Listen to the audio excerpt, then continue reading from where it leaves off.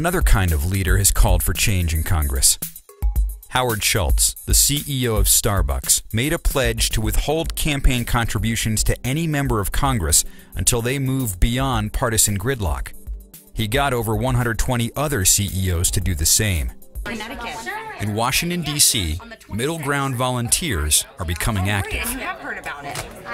Good morning, No Labels.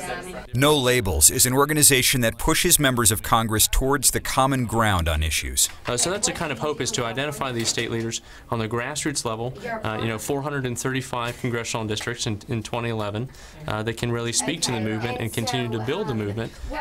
They've set up offices in all 435 districts across the country.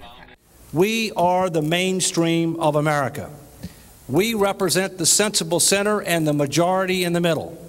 Our displeasure is not based on a particular party or person. After all, there's plenty of blame to pass around. Our concern is based upon a system that focuses too much on politics and not enough on progress. No Labels has gotten traction by working directly with some members of Congress. No Labels message to every congressional district.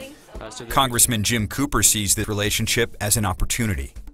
Together, they've come up with a list of reforms that would change the way Congress does business.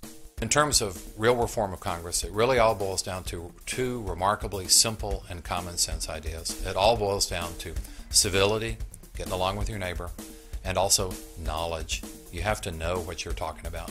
The reforms include pay for performance. If members of Congress can't work together and come up with a budget, then they won't get paid themselves. A longer work week for Congress instead of the current 3-day week. A monthly question and answer period between the President and members of Congress, similar to the British Parliament. These are what people call high-class problems, because they're the problems. If you have to have a problem, these are the problems you want to have, because they are so easily fixable. But we have to have the will to do it.